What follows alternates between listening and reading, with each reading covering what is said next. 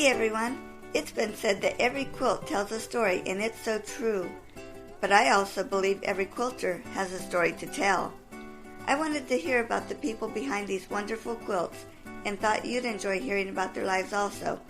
Welcome to A Quilter's Life.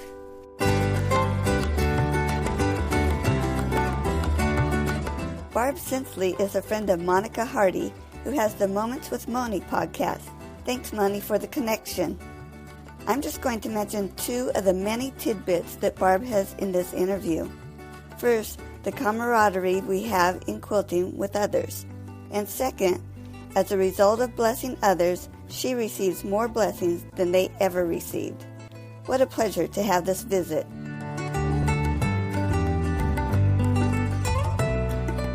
Barb, thank you for being on A Quilter's Life. I'm so happy to talk with you today.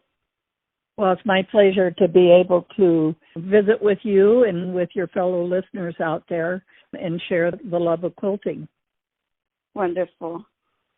Let's start at your beginning. Where were you born? I was actually born in Denver, Colorado, quite a number of years ago, 80 to be exact. And we moved from Colorado to California when I was 3, so didn't spend very much time in my birth home. What part of California did you move to? We initially moved to Burbank. Kind of an interesting situation. My dad worked with Lockheed Aircraft Company at that time, and of course it was right at the end of World War II, and we lived in a triplex underneath camouflage nets because we were very close to the air facility there. So that was kind of different environment than most people live in. Yeah, now we wouldn't even think about having to do something like that. That's amazing. Right. Do you have a special memory from when you were growing up? Oh my gosh, I have lots. I have a very close family, or did have. My folks have both passed. I have one sister who is 3 years younger than I, and she is mentally challenged and lives not too far from me. She lived with me or with my folks most of her life. So a lot of my growing up years were working with her over time, and we loved camping, and my dad was an avid backpacker. One of my special memories I have as a child, I was probably about 12 years of age, and he and I hiked to the top of Mount Whitney, which at that time was the tallest mountain in the United States. We did a lot of backpacking, been all over national parks and things of that nature. So very close family, did a lot of things together. Nice. So you did a lot of traveling, going to those different parks. Yeah, my dad, he usually had 2 weeks summer vacation, and so we would always pack up the car and take off, and a lot of our camping was tent camping, and then eventually they got a trailer, so it was a little more comfortable. We were just always going somewhere, it seemed like, whenever he had time off.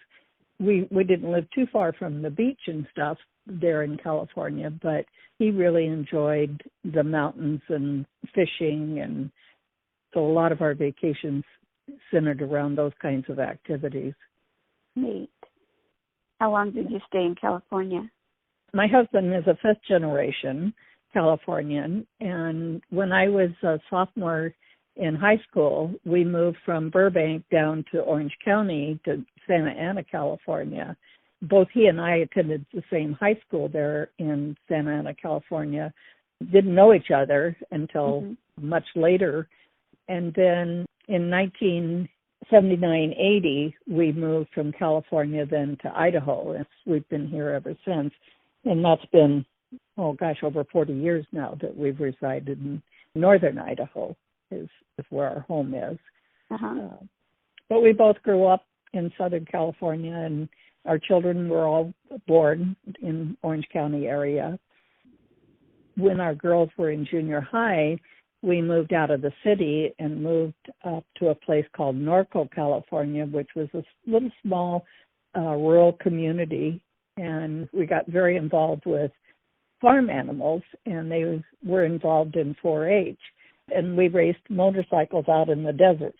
We were either at a 4-H function or we were out in the desert on motorcycles. So did you have a motorcycle too? Yeah, I did at the time. Our whole family did. Our son was, when we first started going, he was only 2. And so I would ride him on the front of my motorcycle. They weren't street bikes. They were just dirt bikes. Uh-huh. And then both of my girls, they shared a bike for a while, and then they each got their own. And so all of us had bikes. And we belonged to a motorcycle club. And so almost every single weekend was spent out in the desert of California with other families that shared the same hobby. Neat. You don't think of families doing motorcycles, but that would be a fun family hobby. It was, yeah. It was really fun, and our girls enjoyed the group that we were with. It was quite a large group, and so there were a lot of children that were the same age as our kids, and they looked forward to going out there and being with their friends every weekend. It's fun. So what took you up to Idaho? Well, that's kind of an interesting story. We got very tired of all of the congestion in California and looked all over trying to find an area to move to where my husband, who was an appraiser at the time, where he could continue his work and still be able to afford a living. And we just couldn't find anything, thus the move to Norco. He could still commute back and forth to his job, and we had somewhat rural living. And then some very close friends of ours, they decided to move to North Idaho, Coeur d'Alene area, and open up a transmission shop. And the day that we were helping them pack up their trailer and stuff for the move, the two fellows got to talking, and our good friend told my husband, he said, well, when I get up and get the business going, I want you to come up and be my center manager. So my husband said, okay, we're willing to make that move. So once he got the business going, he called and said, well, when can you come to work? And my husband gave 2 weeks notice to the county that he had been with for 17 years. And we moved sight unseen up to Coeur d'Alene. Oh, wow. We just went on blind faith from our friends, and we asked them, I said, does it have mountains? And yes. How about a lake? Yes. Okay, that's all we need. So we just packed up and we sold our house immediately, and he came ahead of me, and our girls had 4-H animals that had to be sold at the local fair. So we stayed back until the end of the fair, and then I packed up the 3 kids, or 2 of the kids. One of our oldest stayed back in California, and so I packed up 2 of the kids and drove up and met him, and always felt over 40 years now that we were on vacation, and we're still on vacation. We absolutely love this area. So it was a wonderful move, and especially it was a great place to raise our son, who's quite a bit younger than his sisters.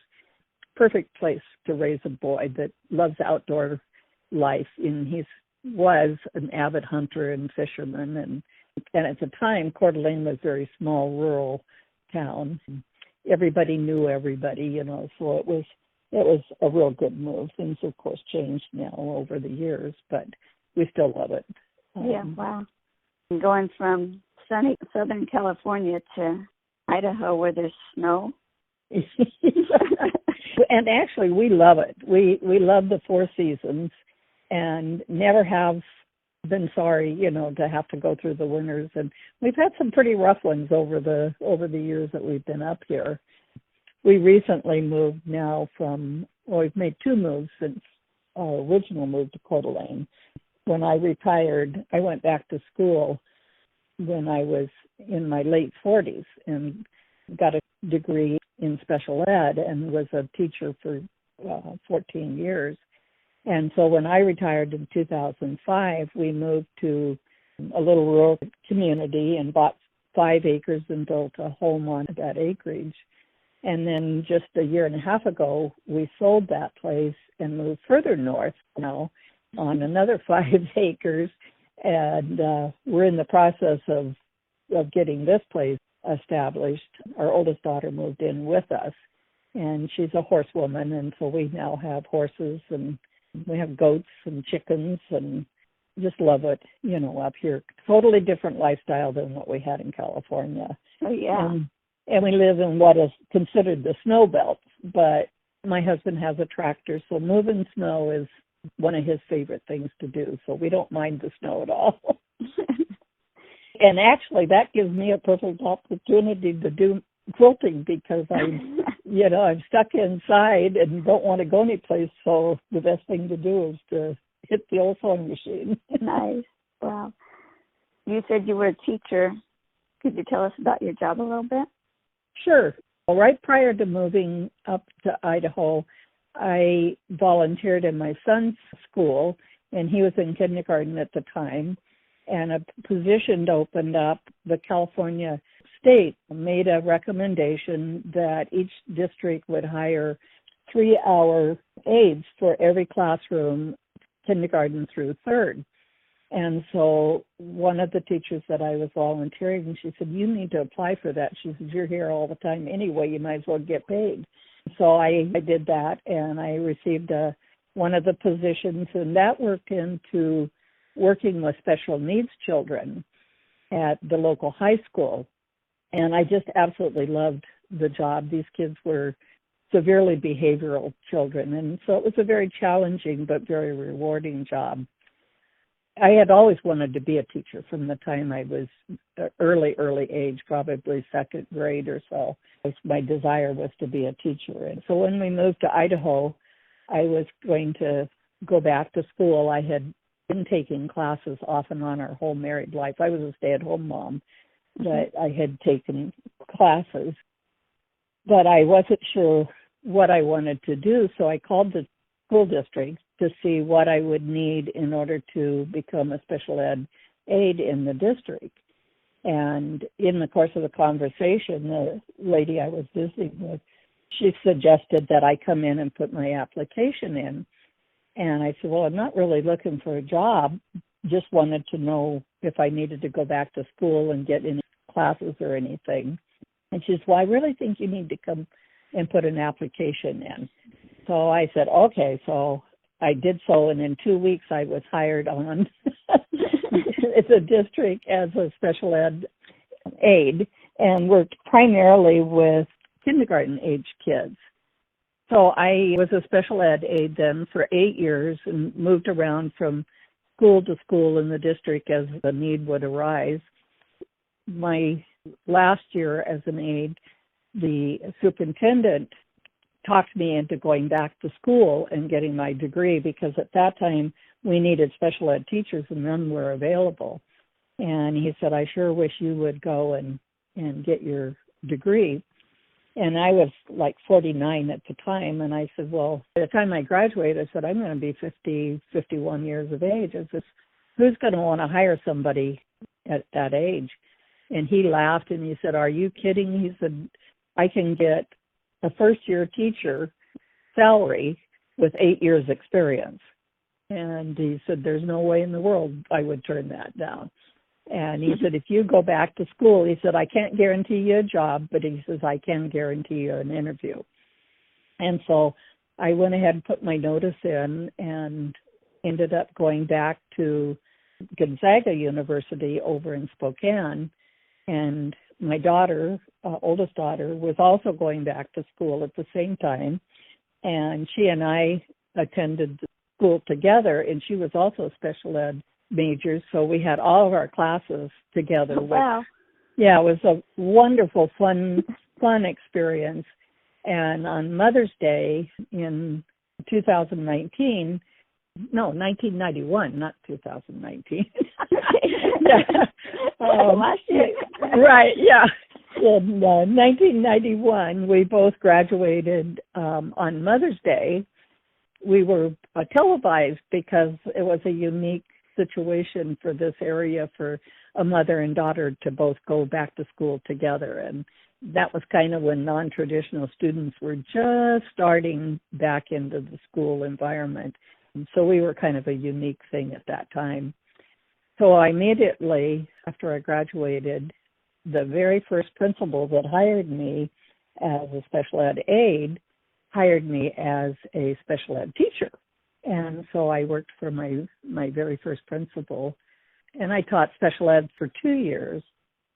And I had, at that time, was considered profound students. And so they were, pretty high functioning, but definitely had a lot of different, those physical and mental needs. Things in the district changed after a while, and they started putting special needs kids in regular classrooms instead of keeping them in a contained environment, which I was 100% in favor of. But my job changed to where I was more of a consultant than I was an actual teacher. And a kindergarten position opened up about that time, and they were few and far between in a very coveted position. So I jumped at the chance to switch over then to regular ed and was hired as a kindergarten teacher and remained in that position then for another 14 years. I guess more 12 years as a kindergarten teacher. I just loved it. It was hard to retire, but my husband had already retired from his work, and we were anxious to get on the road and do some traveling. And so I finally said, okay, I guess I'm going to move on to other things. And so in 2005, I retired from teaching and still worked in the school for about 2 or 3 years doing testing. And then I finally gave it all up and walked away, and I was ready at that point. Yeah. What a blessing to be at the point where you hated to give it up rather than you couldn't wait to give it up. Right. And I had always said when I was a teacher, the worst thing was to see a teacher that was ready for retirement and they were just going through the motions. And I said, I never wanted to do that. I wanted to leave just as excited about my job as I was the first day that I went to work.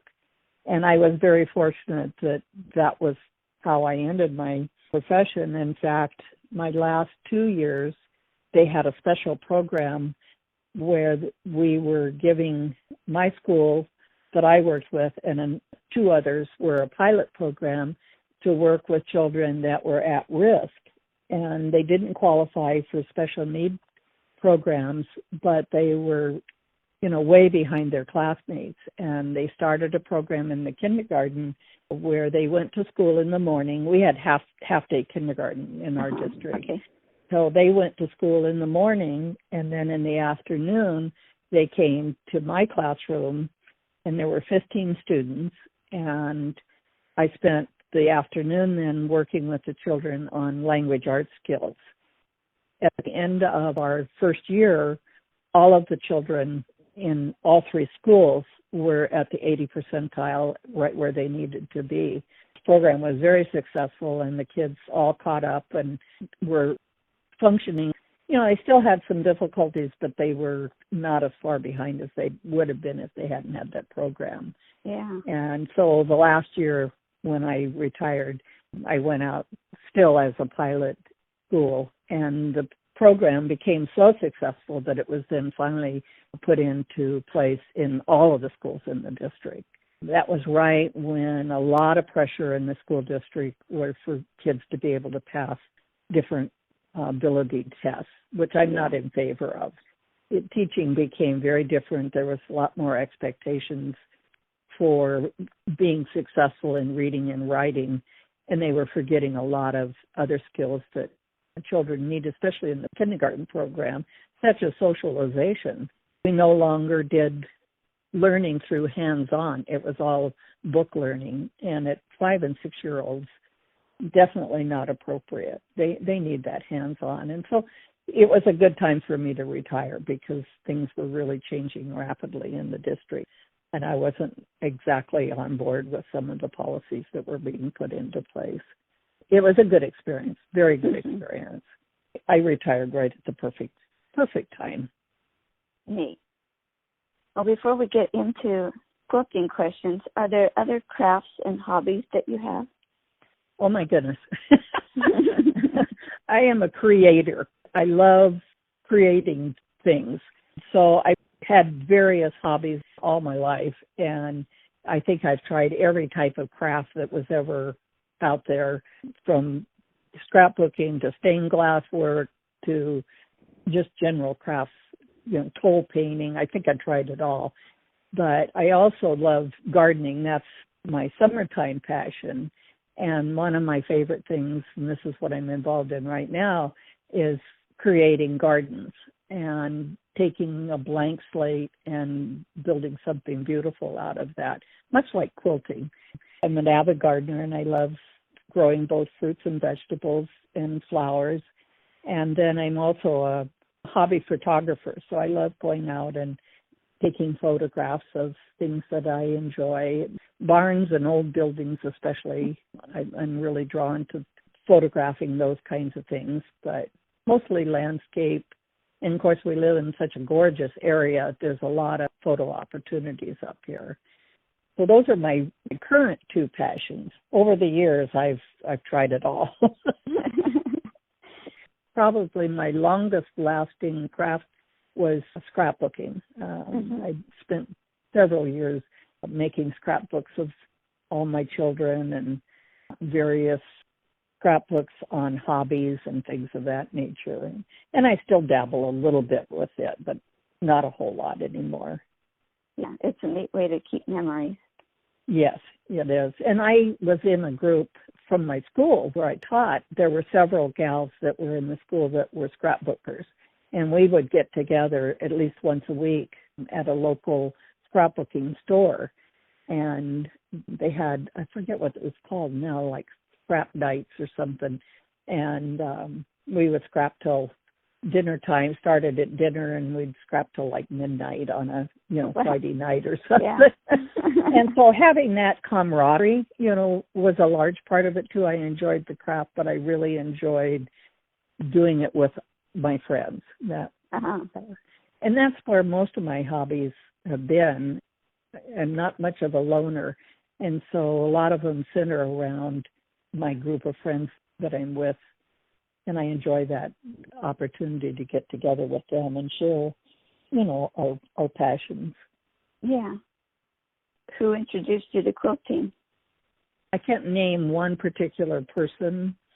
My mom was an avid seamstress, and she taught me to sew at a very early age. Sewing had always been part of my hobbies, things I enjoyed, and made all of my children's, the girls especially, made their clothes and made a lot of my own clothes. But I always had a desire to learn how to quilt. My mother-in-law and my sister-in-law were both avid quilters. I just admired their things that they made. But I'm one of these people that once I decide I want to try something, I become obsessed with it.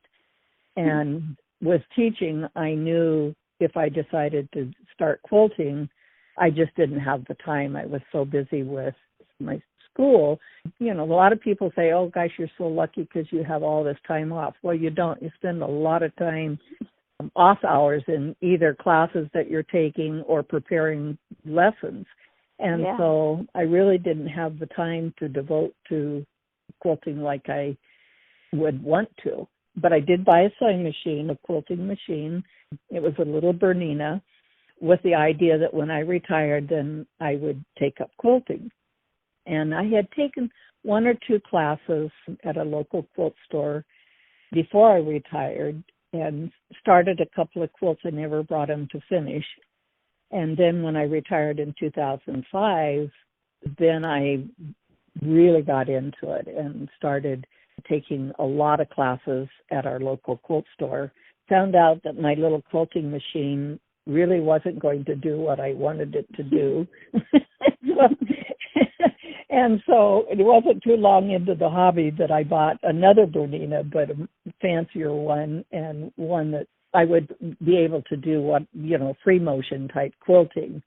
And so I started taking all these classes, and there again, because of the camaraderie of doing this hobby with somebody else, I would start a class and then the next class would come and I didn't get to finish the project. And so I had all these unfinished projects sitting around all over that I finally reached a point where I said, I'm not taking any more classes until I finish some of these things that I have started. Probably, looking at my mother-in-law and my sister-in-law's quilt, they planted the seed for growing in this hobby. Do you have a favorite quilt that you've made or a favorite quilt pattern you like to use? Not really. I have quite a collection of quilts that I've made over time, both on our beds as well as scattered throughout the house. But one of my favorite quilters that I love to, I guess you'd say, work on are patterns put on by Bonnie Hunter. And I love doing her mysteries.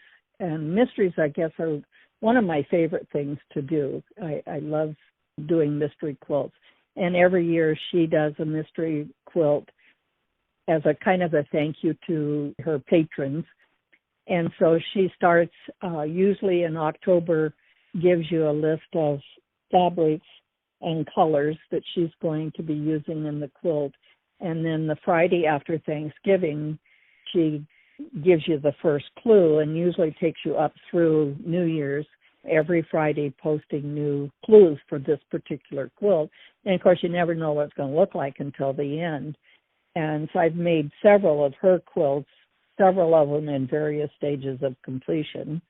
And we have a very large family, 3 children, and they've blessed me with 8 grandchildren. And the 8 grandchildren have blessed me with 7 great-grandchildren. Oh, wow. And so I have made that size quilts for everybody in the family. I just finished up one. It's at the Long Arm Quilters right now, and I have to pick that up this week. Then I have one more for a grandson-in-law to make, and then I will have completed quilts for all of the grandchildren and all of their spouses, or all family members, actually, my blood family as well as our adopted family. That is probably, been the funnest thing, is to be able to make those quilts and then gift them to the family members.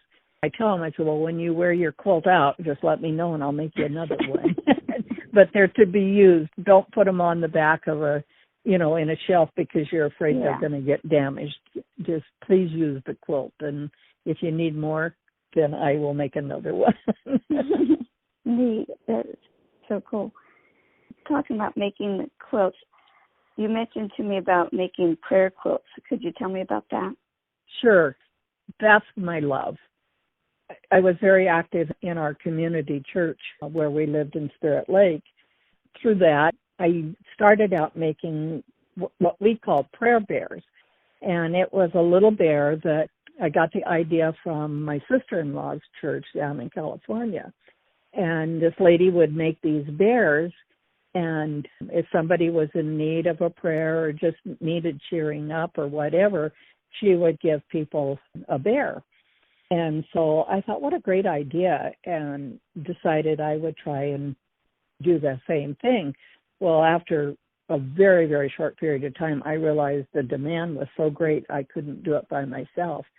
And so I went to the women in our church and asked if they would like to start a sewing group and make these bears. And several women stepped up and said, yeah, they would love to do it. Well, then from that, we would meet in my home and make these bears. Well, they saw the quilts that I was doing, so then they wanted to know if I would be willing to teach them how to make quilts. So I had a small little group of women, and I taught them quilting and started out with a quilt. It's called Women of the Bible. It was a sampler quilt, and the idea behind the quilt was to teach them all the various techniques that you use in quilting through a quilt block. So one block had half square triangles, another one had flying geese, those kinds of things. So we worked together and made these Women of the Bible quilts. Then I picked up a book about prayer quilts, and I thought, wow, this is something I thought was really cool and a great way to use our skills, our talents that we have that the Lord has blessed us with. So I went to the same group of women and I said, what do you think about making prayer quilts?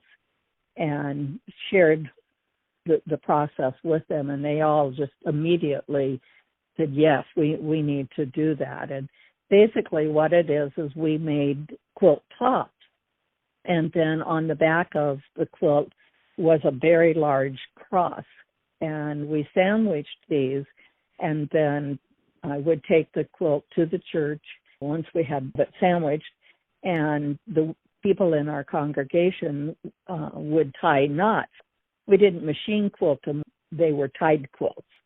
So each of the various people would tie a knot, and as they were doing so, they would pray for the individual that was going to receive the quilt.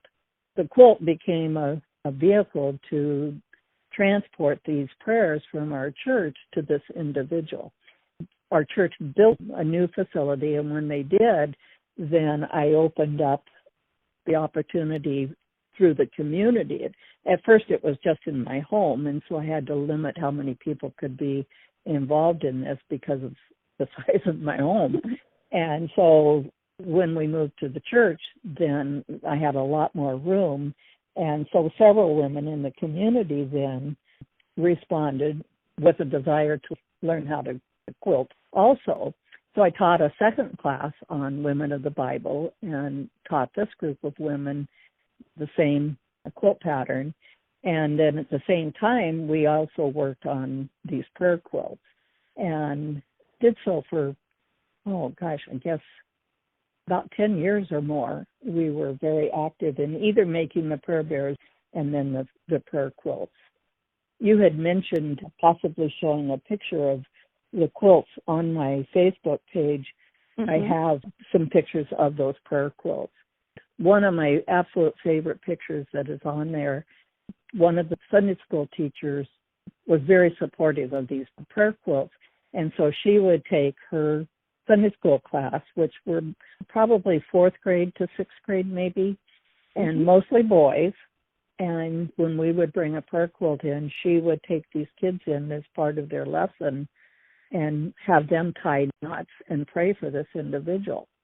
And one of my favorite pictures is of these, I believe there's 3 or 4 boys with their head down praying for a person with a quilt. You know, every time I see it, it always brings tears to my eyes because these little kids were so devoted in wanting to pray for these individuals that were, suffering one way or another, and to see not only adults embracing it, but children as well. And so very, very rewarding program. Yeah. Unfortunately, I've moved now, so I'm not involved in it, other than on a personal basis. I will make a quilt for somebody that I feel needs to be cheered up, or something. Tell me about what your worst quilting experience was. Oh, my worst quilting experience. Probably too many unfinished projects. It's probably my worst. I start something and then I get bored, and so I move on to something else. One of my worst quilting experiences was I had just finished a Christmas quilt for our bed, and it was a queen size, fairly intricate quilt, and my dog had gotten a hold of a ink pen and jumped up on the bed and proceeded to chew the ink pen, and I had ink, black ink, all over this quilt that I had just put on the bed. Oh, wow. And I worked to get the ink out, and was successful to a degree. That quilt is still on my bed today, but I felt so bad because, it was the first bed quilt that I had ever made. And so that was kind of a disaster. But but I would say my biggest fault is not finishing. I'm not one of these where you start it and you don't do anything else until you finish. I have multiple projects. I always finish them, but I have multiple projects going on at the same time. multiple quilts oftentimes at the same time. And that's one of the things I really like about this Bonnie Hunter. I don't know how many people know about her, but she's the queen of scrappy quilts. And most all of the quilts that she made are all from scrap. And she has a method that she uses called leaders and enders. By using that, a lot of times, when we're making the quilt and we've got points, those points will get sucked down into the machine through the feed dogs. And there's nothing more frustrating than to try and pull that out and not rip your corner and everything. Yeah. And so one of the things that she proposes that you do to prevent that from happening is you start with a scrap of something other than your quilt. And many of us do that anyway. We'll fold up a scrap and start our chaining, by using that scrap to prevent those points from being sucked down into the machine. Well, like she said, if you're going to do that, why not make another quilt? So she takes various things like 2.5-inch squares and she'll sew two of them together and make a pair. She calls that a leader. So you lead off your chain stitching with sewing this 2.5-inch square. And then when you get to the end of your chain, instead of just cutting your thread, you feed another one in, another 2.5-inch square, and that becomes your ender. So then that course, then you put your threads, and that now becomes your leader again.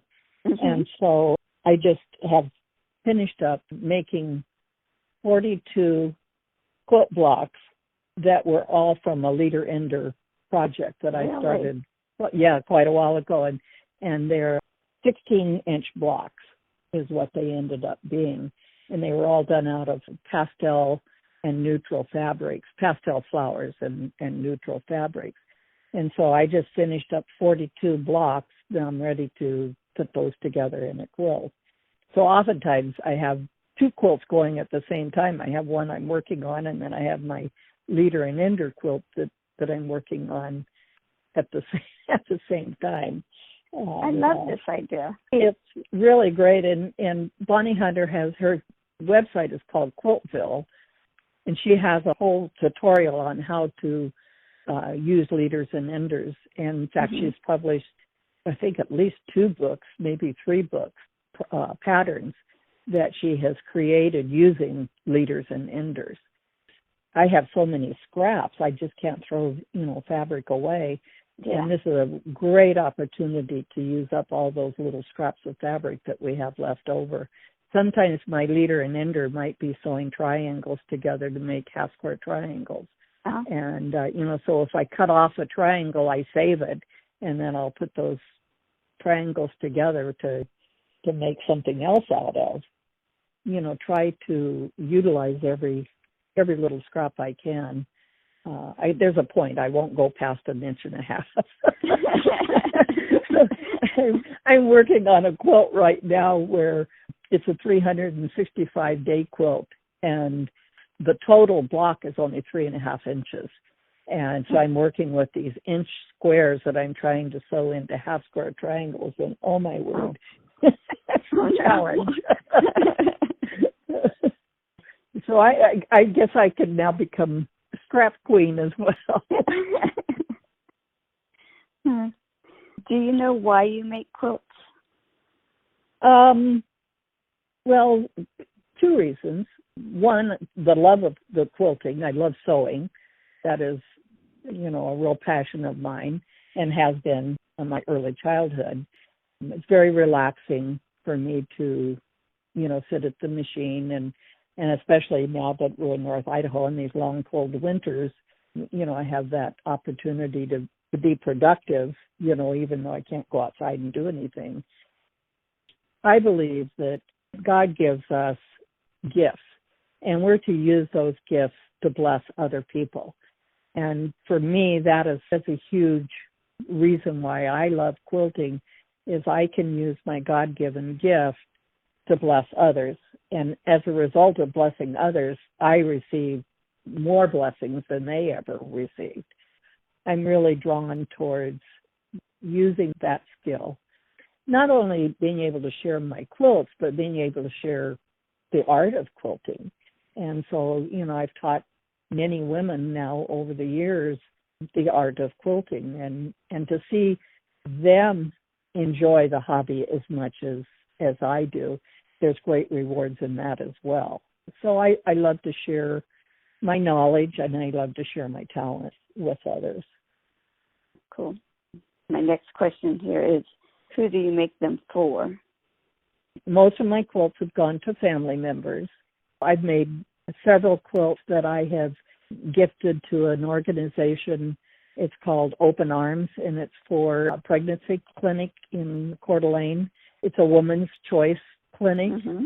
So I've made several quilts and donated. One of the things that they do in this Open Arms clinic is when the women come in, they allow them to pick a quilt that they can keep for their baby. And so they're always looking for, baby quilts. And so I've made several baby quilts for them. And then I've made several quilts for, it's called the Union Gospel Mission, for men and women, but the group that I worked with more were women that had alcohol or drug addictions, and they would come into this program to get their lives back in order. And mm-hmm. so they use quilts to put on the beds in their shelter homes. So I made a couple of quilts for them, and then a hospice, I've made quilts for the hospice program as well. So for me, if I hear that somebody wants a quilt, it's like, okay, I'll be happy to give you a quilt. And so not only gifting them to my family, but I love gifting them to other people as well as different organizations where they gift them to people out there. Yeah. So, like anything, you can only make so many of mm-hmm. an object that you're crafting. And then you run out of people to give them to, or you run out of room in your own home for them. And so, and so being able to give to others and share that keeps my interest up, because I have a purpose for making a quilt. And I just, I love the creation of taking, somebody says, oh my gosh, you take these big pieces of material and you cut them all up into little tiny pieces, then you put them all back together again. And that's a creating process. And like I mentioned earlier, I'm a creator. So I love that, taking different fabrics and putting them together to create a work of art. And that's, mm-hmm. I believe that's what quilts are, is, people call them blankets, but I call them works of art. And I truly believe that every quilt is. Could you share a tip with me? Of course, the leaders and enders, I would really encourage people to try that. That's probably the most useful tip that I would pass on to others. Another tip that where you're actually constructing somebody would be to make a scrappy quilt, and you basically take two pieces of strip quilts is what they're called. And so I'm taking two strips of fabric, and they could be any size. You could have an 1.5 inch strip and a 2.5 inch strip. And I use newspaper. Other people use muslin, but you are basically sewing these two strips together onto some type of surface. And the reason you have the paper or the muslin or whatever is it helps stabilize, because you're working a lot of times with bias cuts and stuff. And so I prefer the paper, and then once I have completed a block using the strip method, then I rip the paper off and I have a nice solid block, rather than using muslin. That's an expense, where I use phone books and they're free, So it doesn't cost anything. But they're not as thick anymore. No, that's right. In fact, they're almost non-existent, except we did get one in the mail the other day. I was so surprised. I think it's been years since we'd had one. But it was like, oh, good, I got another phone book to use. But the one thing I like about the strip quilts is trying to get that 1/4 inch seam down as is really a difficult thing especially for beginning quilters. And that is so, of course, crucial to, your piecing because, if you don't have that 1/4 inch seam down, you're going to have all kinds of problems with putting together your blocks and creating them and having them come out so that you're not ripping your hair out trying to make this piece match another piece. And so with these strip blocks, you just sew those strips and you sew a 1/4 inch seam and then you press it open and then you put another piece on top of, each end of that.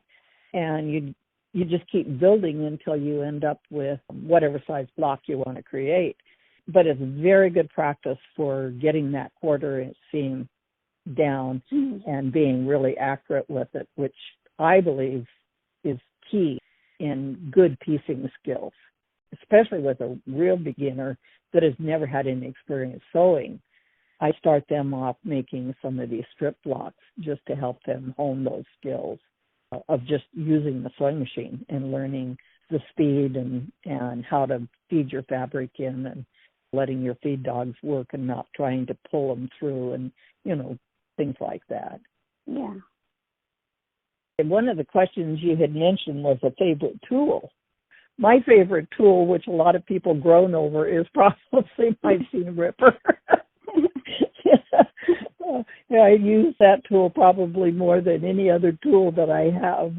And, of course, rotary cutters have been, having sewn for years, with scissors. Being able to use a rotary cutter is just really simplified things tremendously. What is your favorite part of the quilting process? I'm a piecer. I did buy a machine that I could do free motion quilting on, and I could also do machine embroidery. But I want to learn more machine embroidery. I haven't done that very much of that. But I found out real quickly that I absolutely hate free motion quilting. And it's just so frustrating to try and cram, especially I will do it for small projects like a baby quilt or table runner or something like that, but trying to feed a great big quilt, even a lap-size quilt through a machine that has such a small throat. And, most of your machines have that unless it's a real specialty high-end machine, which I can't afford and most people can't. I just get so frustrated trying to do that.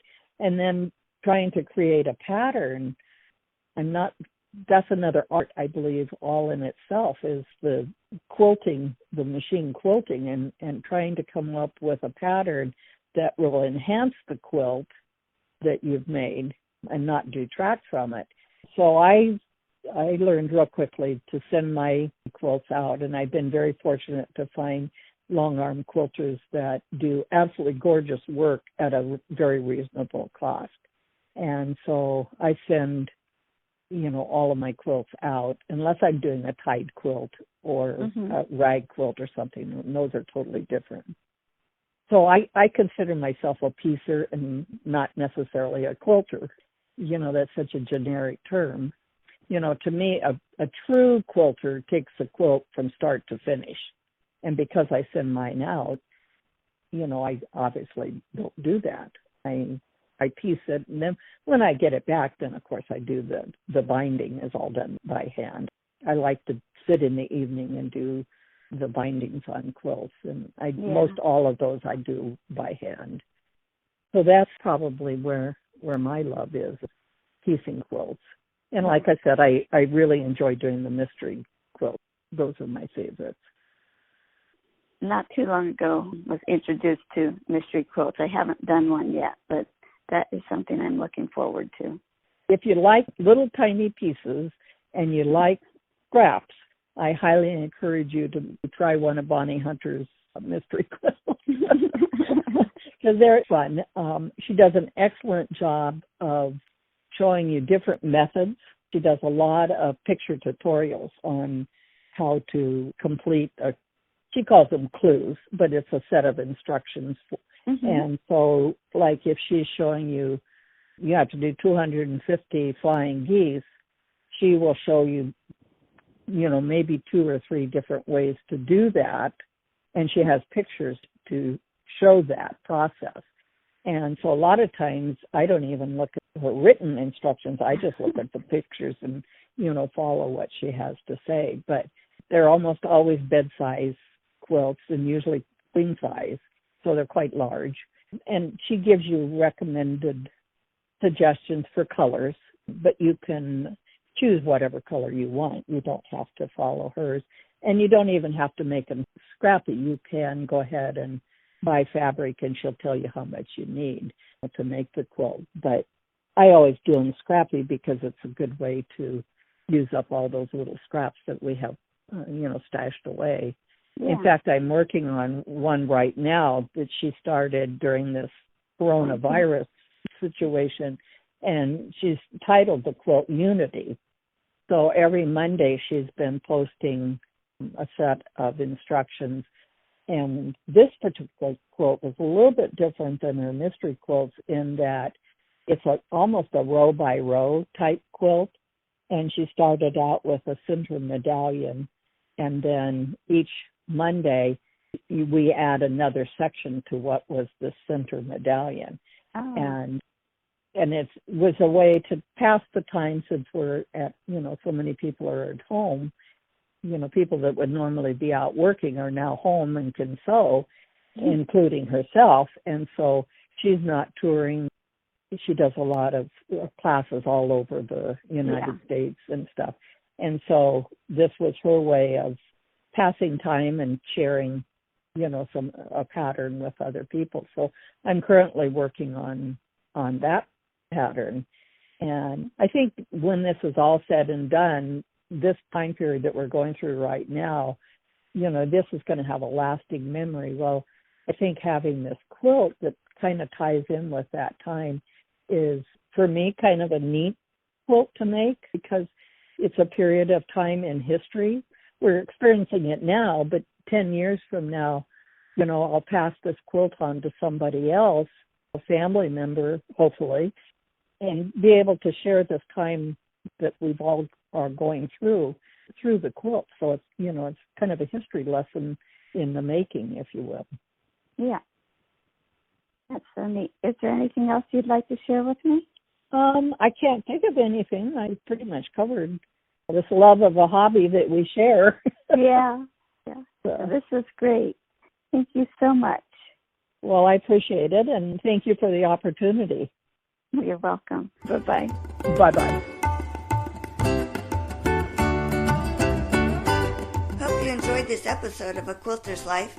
You can find more stories on thequilterslife.com or subscribe on Apple Podcasts or Google Podcasts so each episode will be downloaded automatically. Thanks for listening.